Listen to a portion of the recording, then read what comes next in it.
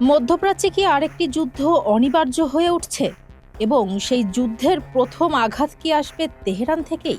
পারস্য উপসাগরে যুক্তরাষ্ট্রের সামরিক শক্তি জোরদার, ইসরায়েলের কড়া অবস্থান এবং ব্যর্থ কূটনৈতিক তৎপরতা এই প্রশ্নকে আরও জোরালো করে তুলছে।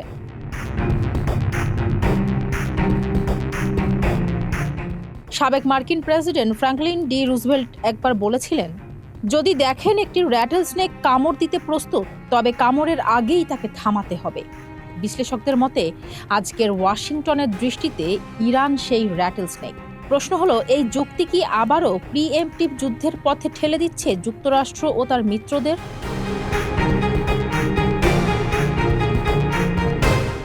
ডোনাল্ড ট্রাম্প সম্প্রতি ইরানের সম্ভাব্য বিমান হামলা বাতিল করলেও একই সঙ্গে পারস্য উপসাগরে মার্কিন নৌ ও বিমান শক্তি বাড়ানোর নির্দেশ দিয়েছেন।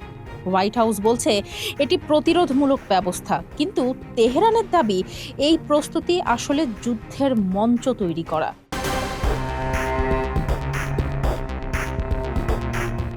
ইরানের ভাষ্য অনুযায়ী দেশটিকে ভেতর থেকে অস্থিতিশীল করার ইসরায়েলি প্রচেষ্টা ব্যর্থ হয়েছে। তবে নতুন কৌশলে এখন কূটনীতিকেই ব্যবহার করা হচ্ছে যুদ্ধের অজুহাত হিসেবে। ট্রাম্পের বিশেষ দূত স্টিভ উইটকফের সঙ্গে ইরানের পররাষ্ট্রমন্ত্রী আব্বাস আরাগচির সাম্প্রতিক যোগাযোগে যেসব দাবি তোলা হয়েছে, ইউরেনিয়াম সমৃদ্ধিকরণ বন্ধ, ক্ষেপণাস্ত্র কর্মসূচি সীমিত করা, সমৃদ্ধ ইউরেনিয়াম হস্তান্তর, তেহরানের চোখে তা কার্যত নিঃশর্ত আত্মসমর্পণের শামিল।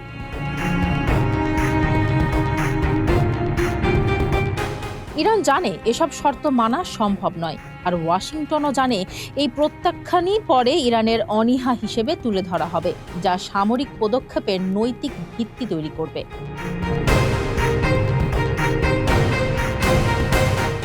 এতদিন ইরানের সামরিক নীতি ছিল মূলত প্রতিরক্ষামূলক, কিন্তু ধীরে ধীরে সেই অবস্থান বদলাচ্ছে।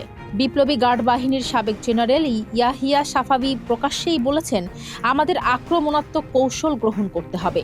জানুয়ারিতে ইরানের প্রতিরক্ষা কাউন্সিলও জানায়, কেবল আক্রমণের পর প্রতিক্রিয়া নয়, আসন্ন হুমকিকেও তারা আত্মরক্ষার আওতায় দেখবে।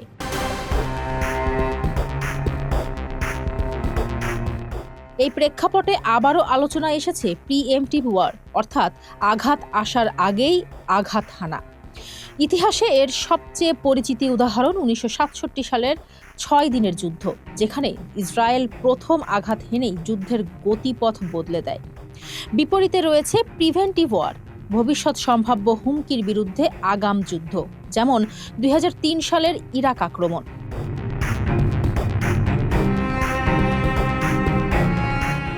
ইরানের বিশ্লেষকরা বলছেন, সাম্প্রতিক 12 দিনের সংঘাত প্রমাণ করেছে যে যুক্তরাষ্ট্র ও ইসরায়েল সমন্বিতভাবেই কাজ করছে। ট্রাম্প নিজেই স্বীকার করেছেন, ওমানের আলোচনা ছিল তেহরানকে সময় ক্ষেপণে ব্যস্ত রাখার কৌশল। একই সময়ে ইরানের ভেতরে বিক্ষোভ, সহিংসতা ও তথ্যযুদ্ধকে তারা দেখছে একটি সমন্বিত হাইব্রিড অভিযানের অংশ হিসেবে।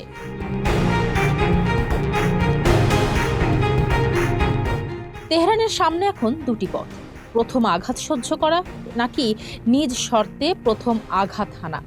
বিশ্লেষকদের মতে ইরানের আশঙ্কা শুধু সরকার পরিবর্তন নয়, বরং জাতিগত বিভাজনের মাধ্যমে রাষ্ট্রটিকে ভেঙে ফেলার পরিকল্পনা।